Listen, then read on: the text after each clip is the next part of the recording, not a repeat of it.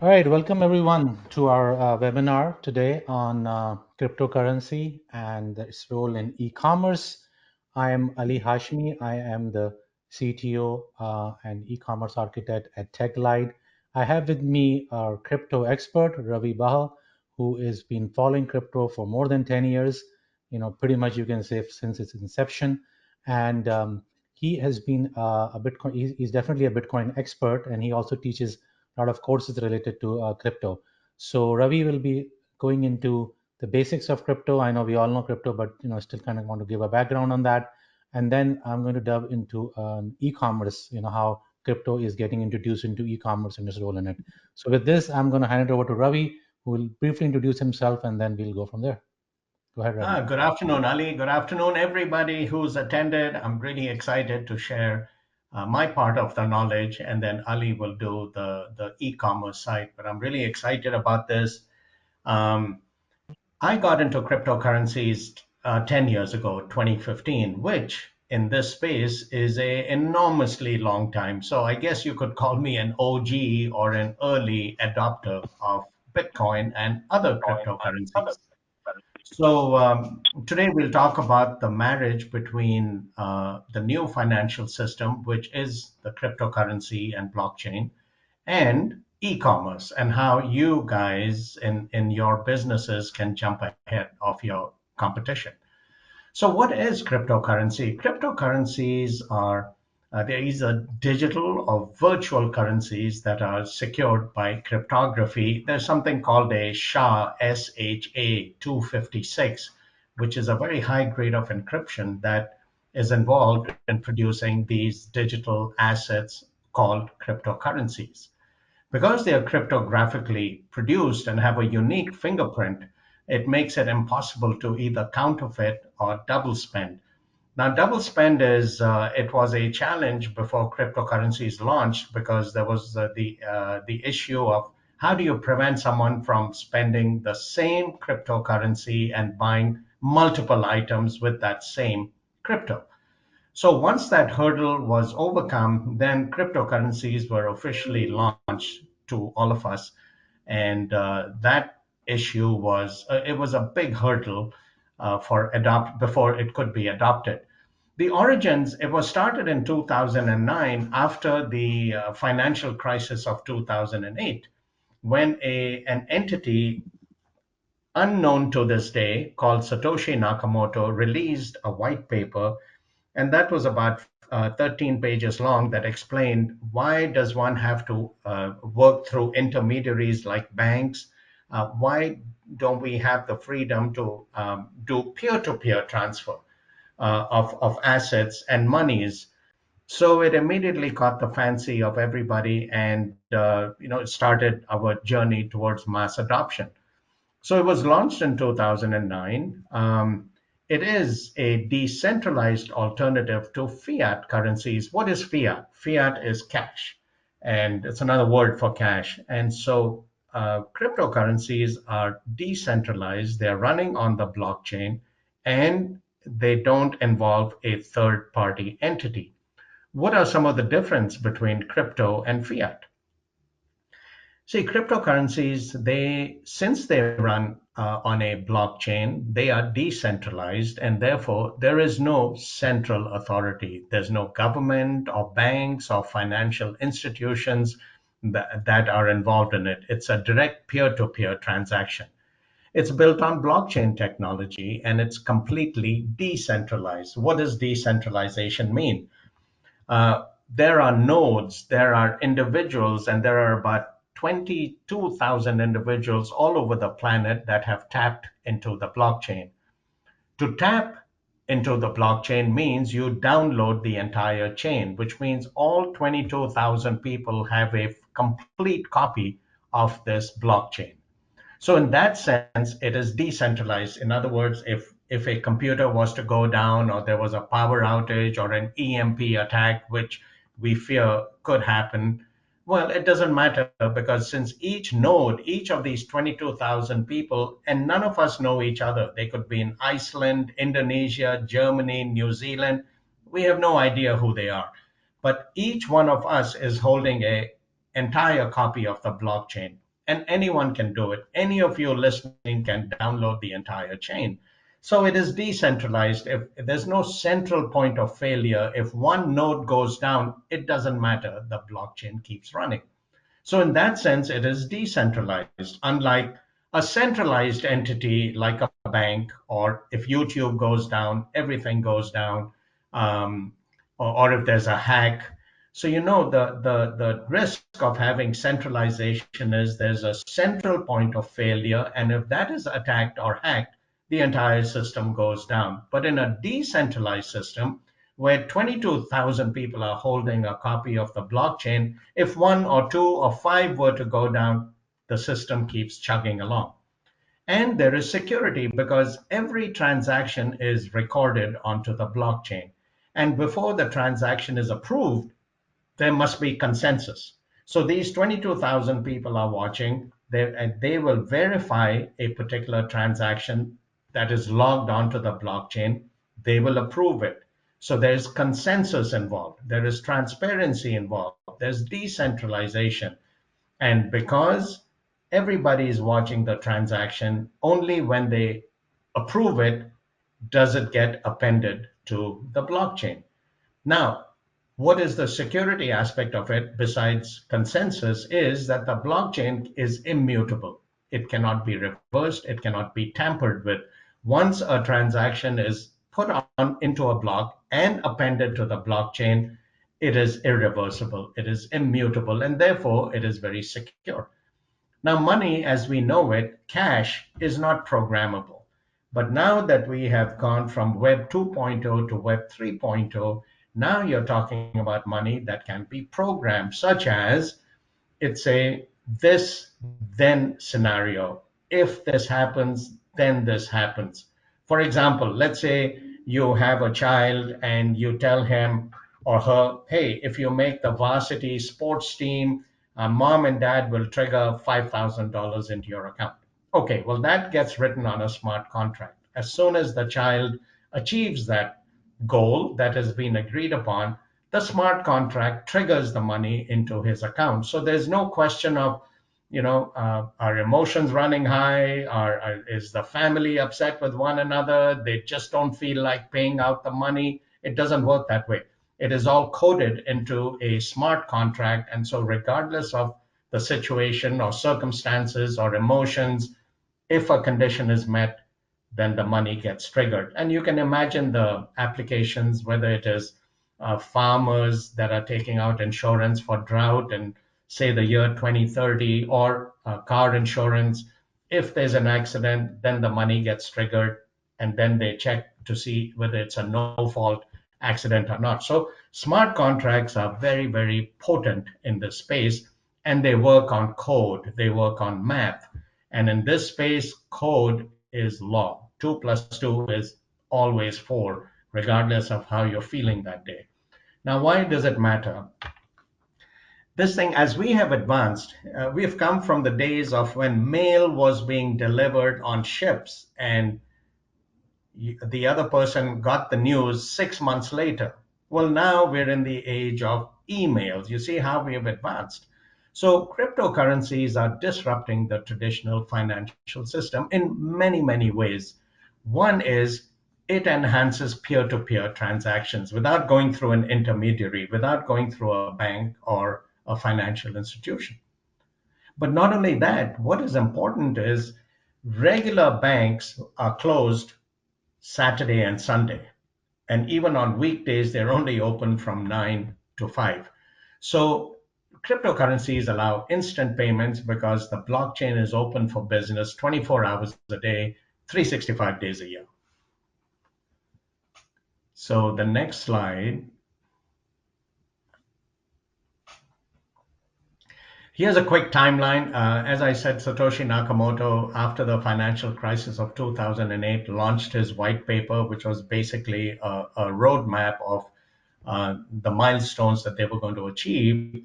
And in 2009, the first block, the Genesis block, was created and the blockchain was launched. In 2010 was the first ever recorded transaction, and it was a huge disaster for the person who decided to use Bitcoin, which was a father of two young little girls who were hungry for pizza, and he calls up Papa John's and he says, "Hey, I have this thing called Bitcoin. Is it something I can buy some pizza with?" Well, the guy himself didn't know what it was, but he goes, "Sure, we'll accept it." So he paid in May of 2010, he paid 10,000 Bitcoin, which was equivalent to $41. Today, 10,000 Bitcoin is $1 billion. So that was probably the most expensive pizza in history. In 2011, it surpassed $1.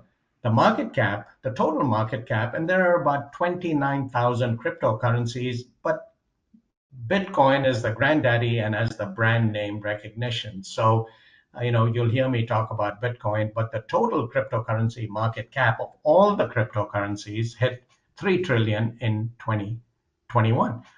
The size of the blockchain is massive. It has gone into 4 gigabytes. And so the computing power to generate every single block is immense. The blockchain has never been hacked in its entire history.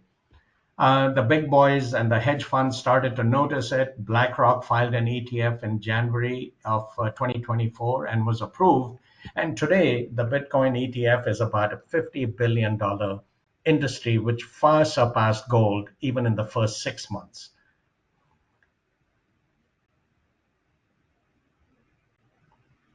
So, on the next slide,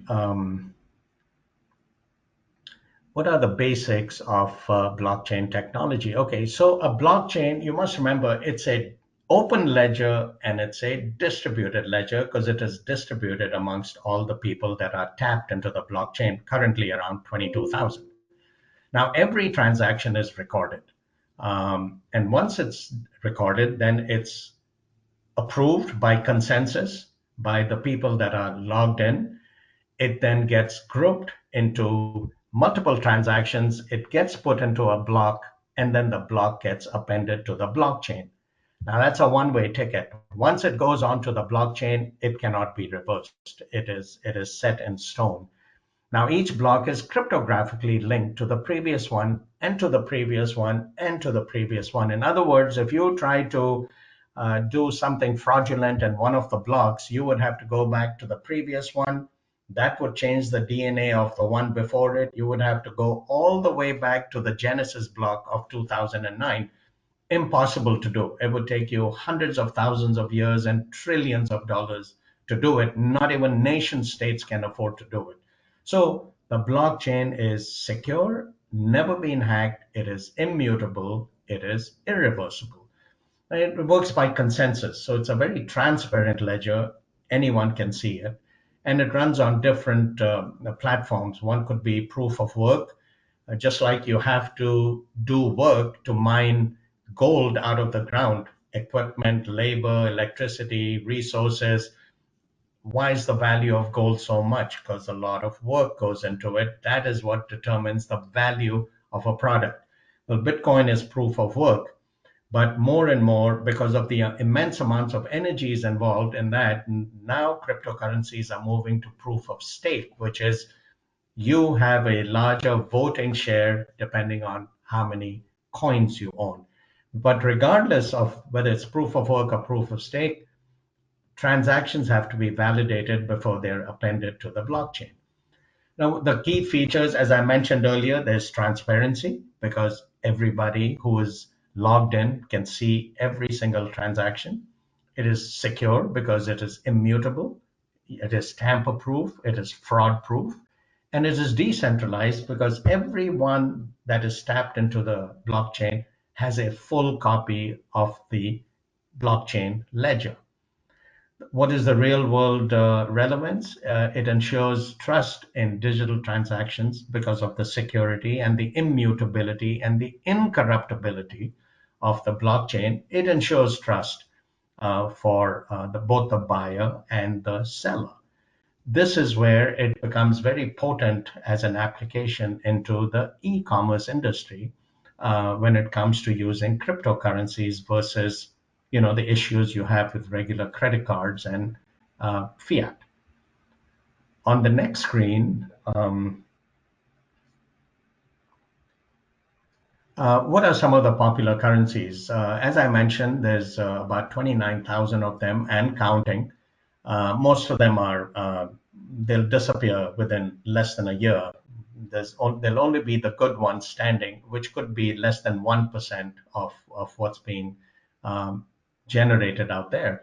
Bitcoin is brand recognition. It is widely accepted, but for the same reason I talked about the most expensive pizza, I would not have you buy the most expensive coffee at Starbucks. It's Bitcoin is rapidly evolving into a store of value. So nation states are buying it, hedge funds are buying it, and they're holding it. President Trump wants to start a sovereign wealth fund with Bitcoin as one of the items.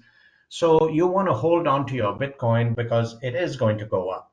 In a sense, it's frustrating because Bitcoin was meant for peer to peer transaction. It was meant to be used as money, but the world is holding and hoarding it because they expect the value to go up. So it's really not functioning as a transactional item because everybody is holding it thinking it's going to go up to a million, and it will eventually. It has the largest market cap, but it has no programmability, which I mentioned earlier. Programmable money. That's where Ethereum comes in, which has the ability for you to generate your smart contracts, and that's like 95% of the cryptos currently run on smart contracts. That's what gives it usefulness, and that's when the public starts to embrace it.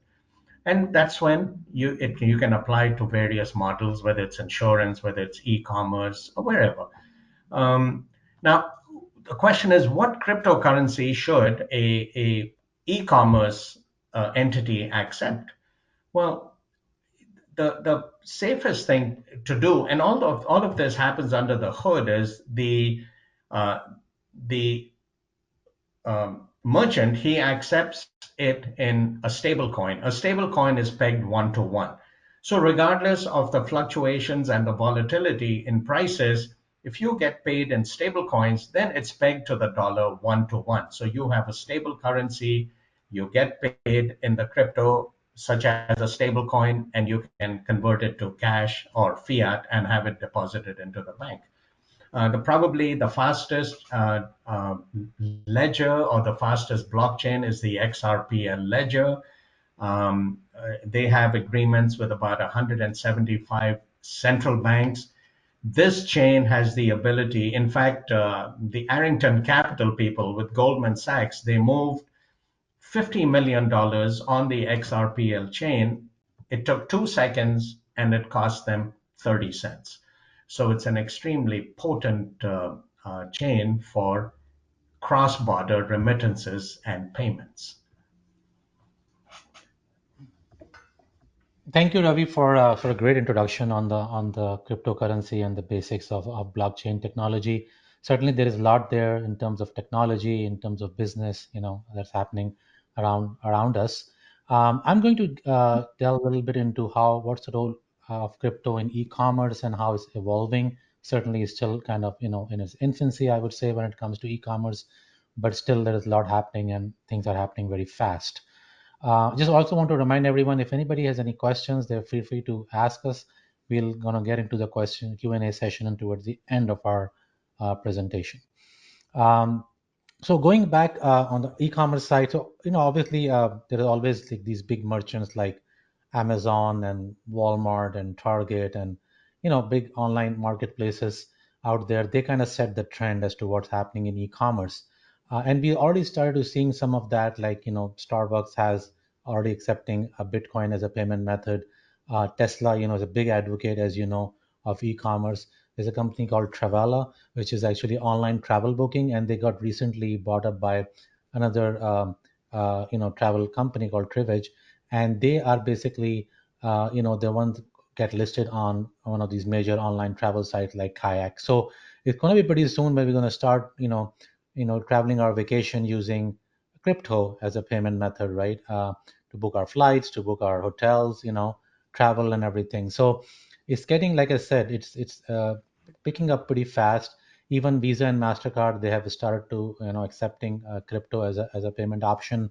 We're already seeing increases of using of crypto in real estate, especially when it comes to international transactions, art auctions, luxury good items. It's pretty much is getting into every, in all type of businesses, all type of industries. So there is obviously, and why there is a demand for it. Already there's a, people are, are there is a certainly there is a distrust in banking and centralized system to begin with, both on the consumer side, people who are making purchasing goods, and also on the merchant side who are actually selling goods, right? Because there's a lot of friction involved in these transactions. There is a consumer bank where the payment has to be taken from, and then the merchant bank where the payment has to be transferred. We have to be cognizant of the business days and business timing for these transactions to happen. So that kind of makes it, I mean, we want the whole point of doing online transaction, it should be quick, it should be instantaneous.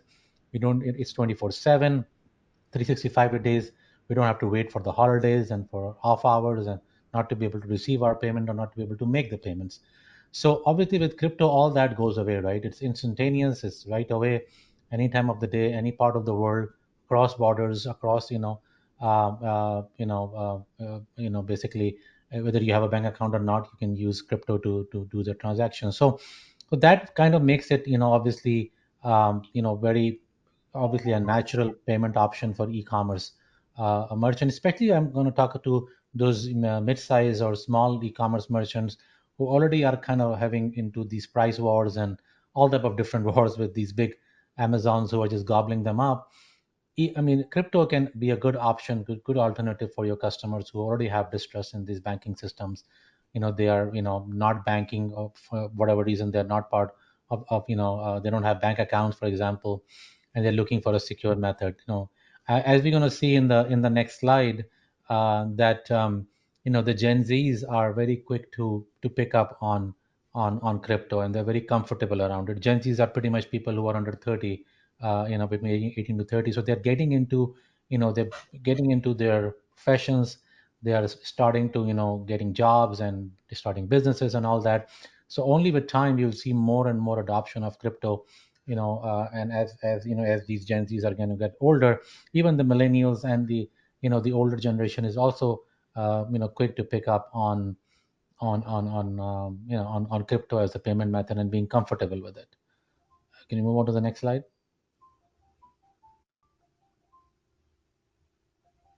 So here we see, like, it's not just US, it's across the globe, that, with Gen Zs, getting really being comfortable with crypto, using crypto as a payment method. And it's just, obviously that we're going to help the case to, have that as part of an option to make payments online when you're doing online shopping.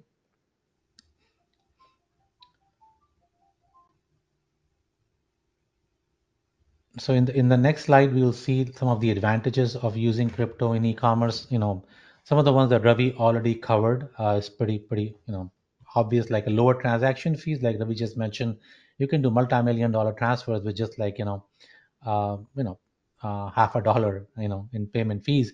Whereas in the traditional credit card, processing fees anywhere from 1.5 to 3.5%, depending on what kind of transactional volume you have. Especially for smaller merchants, they don't have as much volume than one of these like big e-commerce websites. So they end up paying a lot more, and hence they cannot be as price attractive, or they cannot provide the best price to their consumers. So that's where, I mean, these days the margins are laser thin, right? These shipping costs, these credit cards processing fees and all that can really add up to all this, all the ultimate price that you offer. So with crypto as an option, the merchants have an opportunity to pass on a lot of these savings to their end consumer. And especially when it comes to cross border payments, there are always these restrictions with credit cards. Certain credit cards are not accepted in certain part of the world, and stuff like that. So that makes it a little difficult to, and create a lot of friction in doing these commerce transactions. And that's where, lower transaction fees. Another point, obviously, faster transactions too, right? I mean, um, with all these fraudulent transactions happening in the world, I have a lot of customers who run into issues of fraudulent transactions all the time. The merchants, where they have to put all these kind of, fraudulent filters, which actually sometimes take away, genuine customers out, and they cannot, accept payments from them. So with crypto, we don't have to worry about that, right? It's fast, it's secure, and it's and there are XRP ledger that Ravi mentioned about is the fastest out there in terms of processing crypto. Bitcoin is not as fast, but there's a Bitcoin Lightning Network which is getting more and more popular these days, which is much faster in terms of being able to settle payments using crypto payment methods. So there's a lot of evolution happening in this space, but there are a lot of options already available that can make things make crypto a very viable option to a regular fiat currency. Security, like I mentioned, is important aspect. Fraudulent transaction, identity thefts are going is so rampant. It's only increasing. If you look into year over year, is just is exponentially increasing. So chargebacks, as a result of that, chargebacks are very common. So with crypto being immutable, certainly it's very difficult to hack it, right? I mean, like uh, Ravi mentioned, you have to take like millions and billions or sometimes trillions of dollars to be able to hack these blockchain, because it's changing also. So it's kind of difficult to hack it. Obviously, I mean, we cannot say it's not hackable, but it's very difficult compared to credit card, which even a high schooler can these days can easily crack into it and being able to get into your bank accounts. Another important aspect, especially I would again gonna go back to these small mid-sized merchants. There are 1.7 billion people in the world who are unbanked. That's a pretty like a quarter of a world population almost, right? Which is unbanked or not feel comfortable doing transactions through bank for a variety of reasons. And for them, they want to do online transactions. They have obviously they have money to do that, and they want to do it, but it's just they don't have any means to do it, because the only option available widely is credit card, right? So crypto can be a great option for them, right? Because it's non-traceable, it's immutable, it's they don't have to go, they don't have to have any bank account. They can keep their money in crypto. So it's kind of makes it very it'll be easier, and it's a huge market to tap into from that perspective.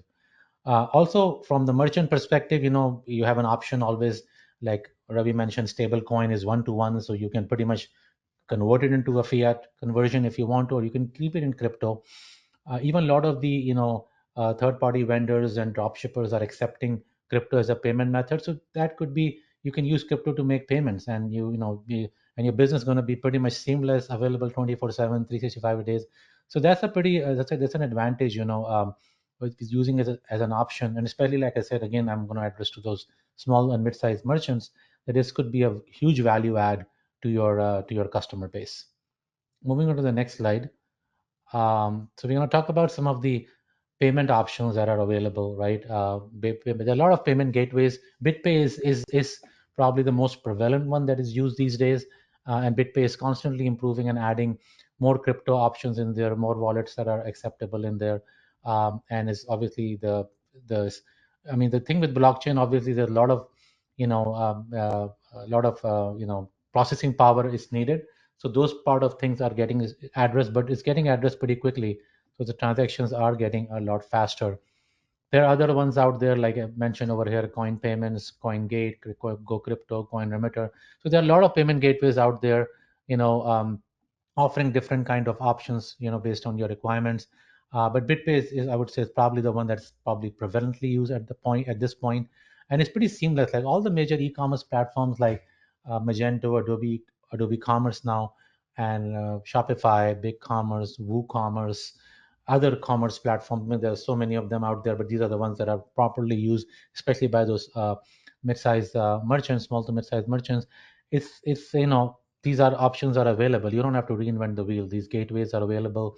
You can integrate them. If they already have either a native integration, or you can buy like an app or an add-on or an extension to be able to achieve that. And it's pretty seamless. You just have to configure your payment gateway, like in this case, for example, BitPay. You set up the APIs. You configure, go to your e-commerce platform. You configure it over there, and well, like you're ready for for taking crypto as a payment option. So it's as seamless as regular credit card transactions, and it's fairly intuitive and fairly easy to use from the usability point of view as well. You just and we're gonna talk to that in the next couple of slides, and as an example. But you just scan the QR code, and you just enter your wallet address, and you are done, and the payment is done. The merchant has received it, They can do whatever with it. They can convert it into fiat, or you keep it as crypto.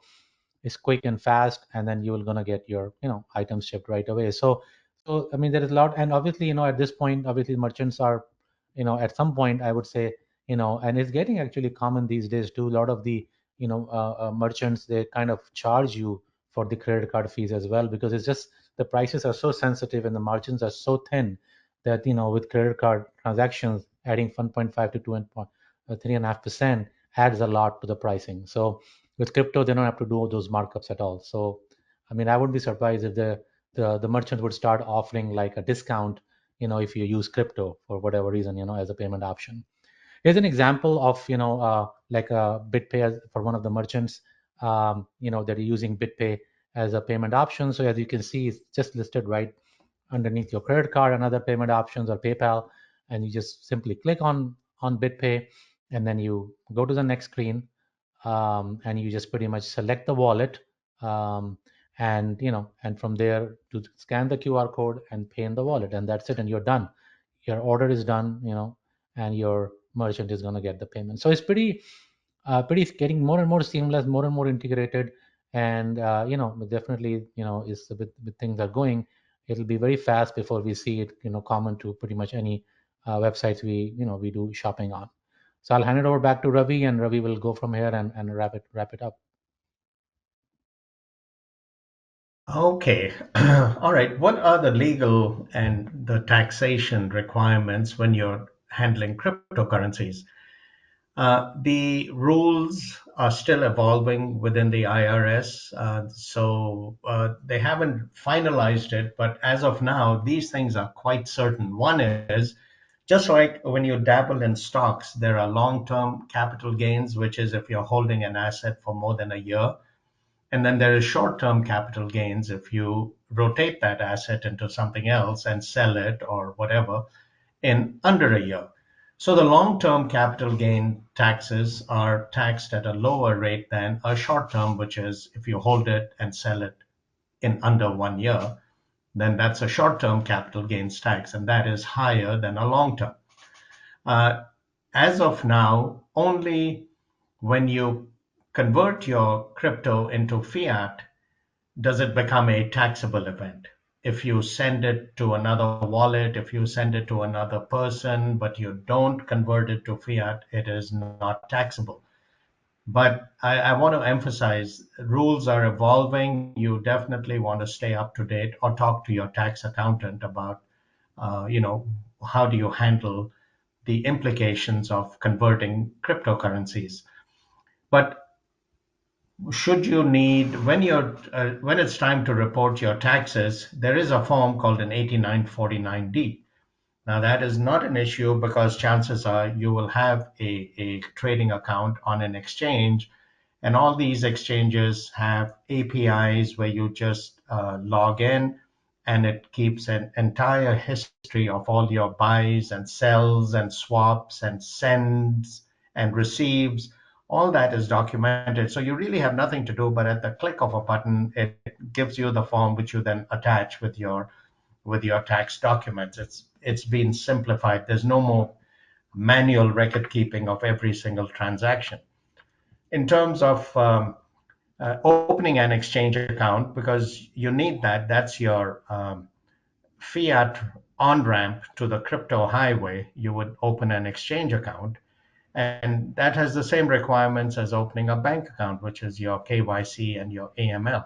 So once again, its tax reporting is very simple, but you just need to be up to date on the tax rules and just go through your normal KYC, AML, and you're ready to start an account probably within 5 minutes. Once you get your cryptocurrency, then you decide you want to hold on to some of them as an asset that you want to trade instead of converting into fiat. Then there are two ways of um, custodying your assets. One is on a hot wallet, which is like on your phone app or on your laptop. That's considered a hot wallet because it is in touch with the internet and it is vulnerable to online attacks. But it gives you the convenience of being able to move in and out of cryptocurrencies very, very quickly.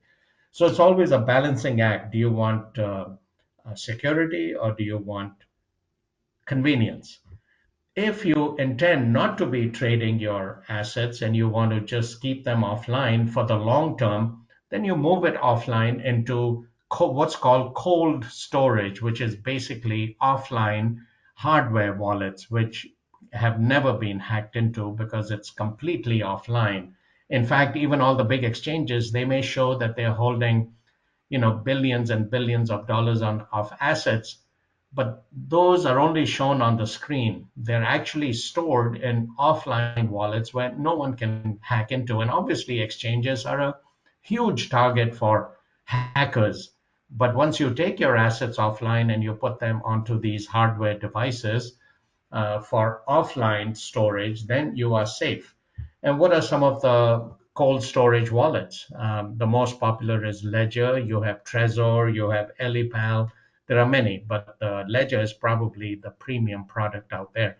Again, just as in real estate, the mantra is location, location, location. In cryptocurrencies, it is security, security, security. So security is most important over here because once a transaction has gone through and it's appended onto the blockchain, there is no way you can get it back. There are no chargebacks. There's nothing. It is lost. And there is no office of Bitcoin or office of XRP that you can call and complain. So you have to be very, very careful. And then you not only do your cold storage, but then you also set up your multi-factor authentication or your two-factor authentication steps so that you are kind of cautioned and guided every step of the way so you don't send it to the wrong address or to the wrong blockchain.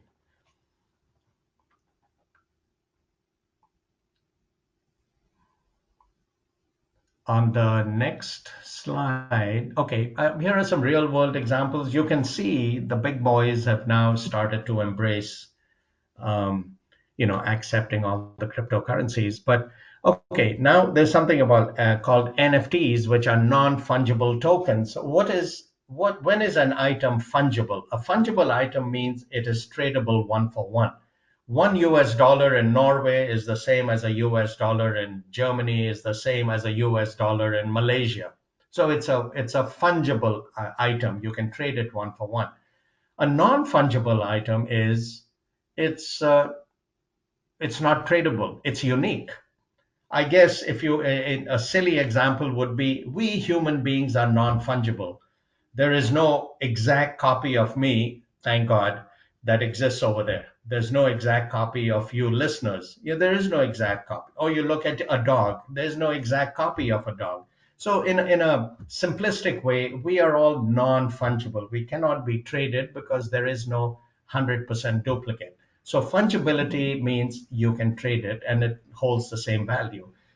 Um, NFTs are non-fungible tokens, which 2 years ago there was just a mania about these monkey picture JPEGs that were selling for millions of dollars. But now the market has calmed down and it's doing what blockchain was intended to do, which was for serious applications.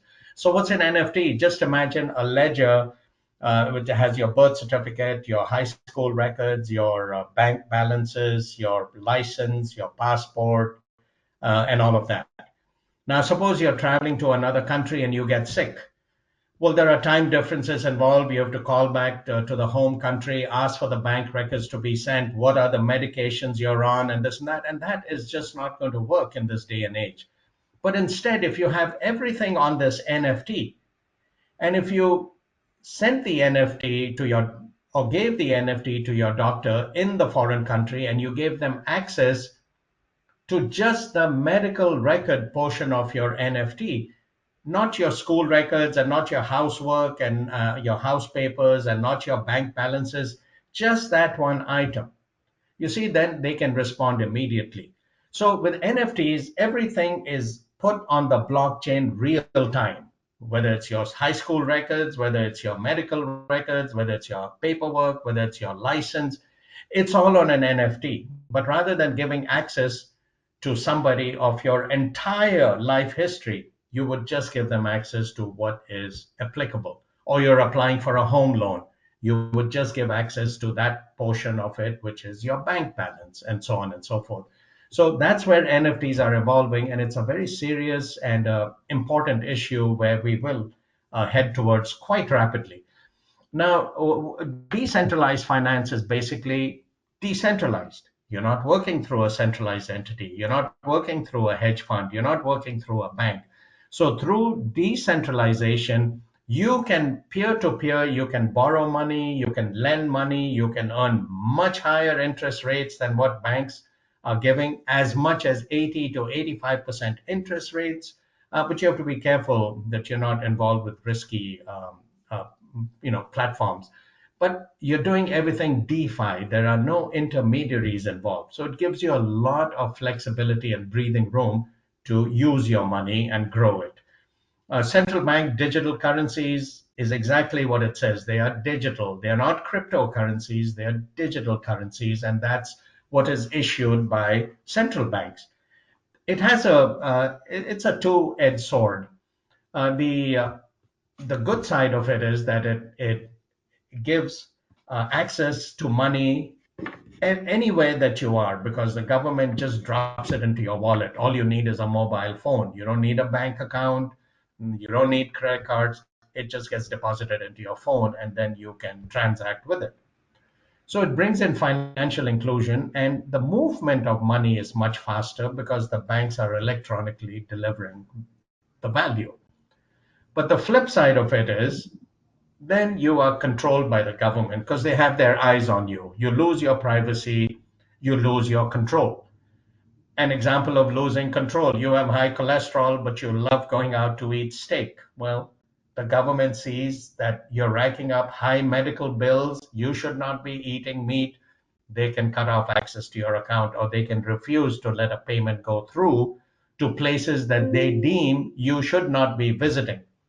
No one wants to hand control. And thank God, President Trump just signed an executive order about a week ago, and he said there will be no CBDCs in the US. So he has left our sovereignty intact. So you can see there's a potential of governmental misuse when CBDCs are involved. Smart contracts, I explained earlier, those are agreements that are codified. They are inviolable when it's a if then. If this happens, then this happens. So it's just on a smart contract. And it saves the buyer and the seller from any fluctuations in the marketplace. So it's automated. More and more, they are going into the AI based payment processing, but the new big movement is using AI at point number two, which is decentralized finance. So AI is moving very aggressively into the decentralized finance sector of this cryptocurrency market. In the next slide, volatility, yes, it's a small market. It's only about a $3.5 trillion market. The global equity markets are about 110 to 120 trillion dollars. So we are still very little. So yes, any movement in the cryptocurrency market creates large waves because it's not as liquid as your global equity markets. When you're dealing in a market of 120 trillion dollars, and if someone sells a million shares of Apple, it hardly creates a ripple because there's enough liquidity to absorb it, because it's a $120 trillion market. But when you're working in a market that's only about 3 trillion, then yes, every little movement by the big hedge funds or by the big players can agitate the status quo and get everybody really flustered. So we're waiting for regulations to fall in place, which will happen by June 30th of this year. There's trillions of dollars sitting on the sidelines, just like the global equity markets. The minute regulations are passed, all this money is going to come flooding in.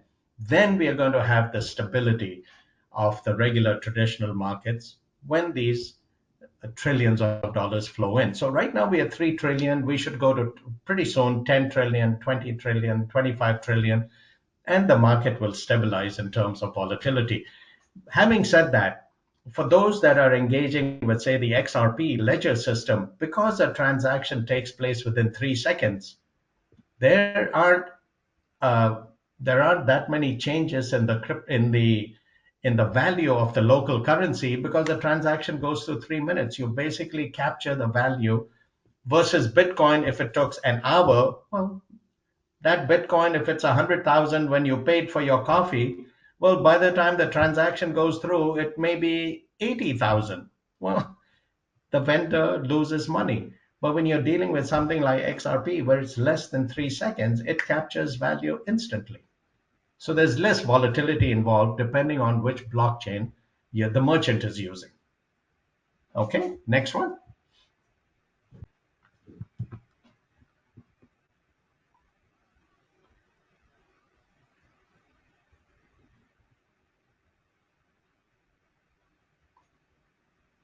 So that's, I think, Ali, you may be able to address this better, yes?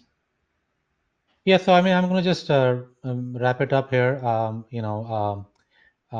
Basically, the future of e-commerce, obviously, is definitely crypto. I think it's about, it's definitely going to happen. It's already happening, and it's about that. Are you ready or not to do that, right? So, and again, some of the things, just to reiterate, Ravi has also already gone through that. That it's faster, cheaper, smarter, right? It streamlined payments, lower transaction fees, instant transactions.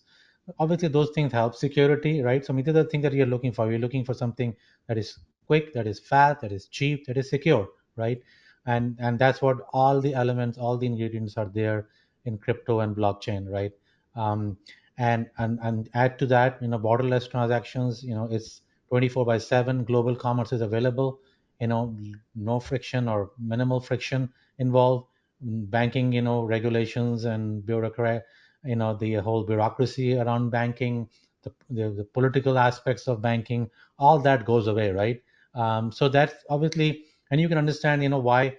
I mean, there is always going to be a lot of resistance, in acceptance of crypto too. But again, it's a very, it's a, like a, it's available to all, and nobody is stopping you to use it. And already the big brands are already picking up on it very fast. And like I said, there's an opportunity for these small to mid-sized merchants who are like grappling with prices, and just trying to stay competitive. This is a huge opportunity, and this is how you can stay ahead of the curve. So the question again isn't if crypto will transform e-commerce, it's when, and are you ready for that? So this, I think we have a few minutes left. So there were a couple of questions. Let me see if we can address at least some of them. And here's our contact information, just so that you guys have it. If you want to talk more about crypto, we are certainly available. You have both mine and Ravi's contact information up on the screen. I will be happy to talk to you on the e-commerce side of things or just crypto in general. Ravi teaches courses on crypto, and he can go into depths with you on that and how to get started with crypto, even for businesses. So let me just try to see if we can address a couple of questions. So I think one of the questions is that, how can businesses integrate cryptocurrency payments into their existing financial systems? It is okay. Yeah. Very simple. You would have to open an exchange account because that's where you want to take delivery, whether it's a stable coin or whether it's a cryptocurrency that someone paid and you decide to hold on to it. So you create that account. Now, it shouldn't sound intimidating with all the steps that one has to go through because when you're working through Bitwise or you're working through the other providers that accept cryptos, they are doing all the hard work. Basically, everything is happening under the hood. The customer can pay either in crypto or in dollars. Bitwise and the other companies are trading it under the hood. You don't know what's going on if whether they are dealing with which particular cryptocurrency, but they want to make the experience seamless. But you want a landing pad. Where is the cryptocurrency going to be deposited? But if you don't want to get paid in the cryptocurrency, Bitwise is converting it. They'll give you the choice. What do you want to be paid in? And if you say, I just want a stable coin, because then that can directly convert to because it'll hold its value one to one with the dollar. Then Bitwise will then deliver the stablecoin into your account, and it's just like you got paid dollars. A stablecoin is nothing but a US dollar running on the crypto highway. And many people choose to convert US dollars into USDC and park it in the exchange so they can quickly make trades in and out. So it's the same thing. 100 stable coin today will be 100 tomorrow, will be 100 next year, because it is pegged one to one with the dollar. So you can have the peace of mind that it is equal to dollars. It just looks like a dollar on a stable coin, but it's the same value. It doesn't lose value versus if you converted it to a crypto, now it could go up or it could go down. But if it's a stable coin, it's as good as having a US dollar. And I hope I One, answered that. yeah, sure. And if it's not answered, please feel free to email us and we can go into the depth of it. Ravi, one quick question. We only have a couple of minutes, so you have to be quick. Do you see cryptocurrency replacing traditional payment methods in the near future? Why or why not? I wouldn't say in the near future because still, look, only less than 7% of the globe uh, has embraced cryptocurrencies. So the awareness is growing. There has to be, people beginning to, they have to get exposed to it. They have to learn. They have to get educated. That's what people like me are doing. So it will eventually, yes, it will be all cryptocurrencies. There's no question. But in the short term, no. We're going to start ramping up. It's going to get bigger, and eventually it will overtake fiat, but not in the short term. But acceptance will continue to grow quite rapidly. Sure. Thanks. I think with this we can wrap up. Thank you all for joining us today. If you have any further questions or would like guidance in integrating cryptocurrency into your business, feel free to reach out. Thanks again for your time, and let's innovate and lead the future together. Thank you, everyone. Thanks. Thank you.